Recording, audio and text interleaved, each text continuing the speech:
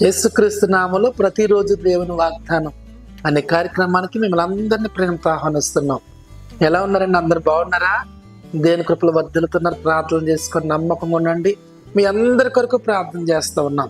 ఉదయమే లేచి టకటకమని ప్రార్థన చేసుకుని వాగ్దానం వింటున్నారు.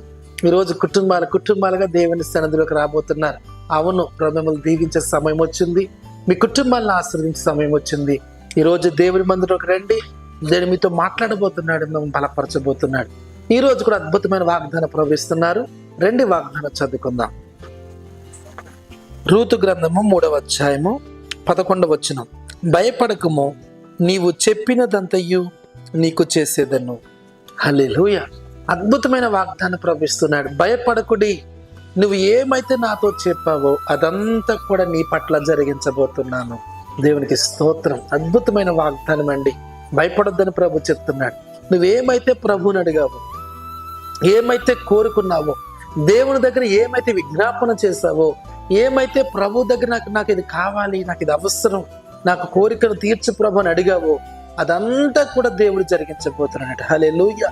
ఈ రోజులు ఎన్నో అవసరాల్లో ఉన్నారు ప్రజలు, ఎన్నో కష్టాల్లో ఉన్నారు, ఎన్నో ఇబ్బందులు ఉన్నారు, ఎంతో ఆశతో ఉన్నారు.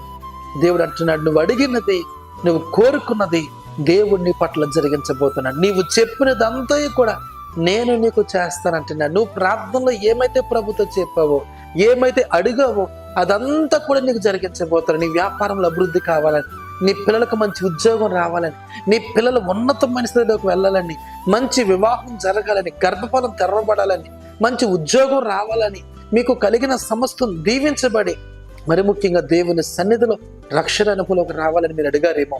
ప్రభు అంటున్నాడు, నీవు చెప్పినదంతా కూడా నీకు చేయబోతా ఉన్నా. నువ్వేమైతే ప్రభువుని అడిగావో, ఏమైతే కోరుకున్నా అది నీ పక్షమున పరిశుద్ధాత్మ దేవుడు జరిగించాలని కోరుతున్నాడు. దేవుని బిడ్డలారా, ఈరోజు భయపడద్దు, ధైర్యంగా ఉండండి. నువ్వు అడిగిన ప్రతి దానికి జవాబు త్వరలోనే మీరు చూడబోతున్నారు. మీరు అడిగిన ప్రతి దానికి జవాబు త్వరలోనే మీరు పొందుకోబోతున్నారు. ఘనమైన, ఆశ్చర్యమైన, మహిమ కలిగిన కార్యాన్ని ఉదయకాల సమయంలో ప్రభు ప్రవేశపెడుతున్నాడు. ఎక్కడ నీ వాగ్దానం వింటున్నారు, ఎలాంటి పరిస్థితుల్లో ఉన్నారు, కష్టాల్లో, నష్టాల్లో, వేదనలో, దుఃఖంలో ఎలా ఉన్నా కానీ భయపడద్దు అంటున్నాడు ఆయన. నీవు చెప్పినదంతయు నీకు చేయబోతున్నాను. అక్షరాలుగా నీ జీవితంలో గొప్ప కార్యం జరగబోతుంది. నువ్వు అడిగిందల్లా కూడా నీ జీవితంలో నెరవేర్చబడతాం నువ్వు చూస్తావు. ప్రార్థన చేసుకుందాం. ప్రేమ గల్ల తండ్రి, పరిశుద్ధుడా, నీకు వందనాలు. నీవు చెప్పినదంతయు నీకు చేస్తానన్నావు. అవును, వారు ఏమైతే అడిగారు, ఏమైతే కోరుకున్నారు, ఏమైతే ఆశ కలిగి ఉన్నారు అదంతా కూడా వారికి చేస్తానన్నావు.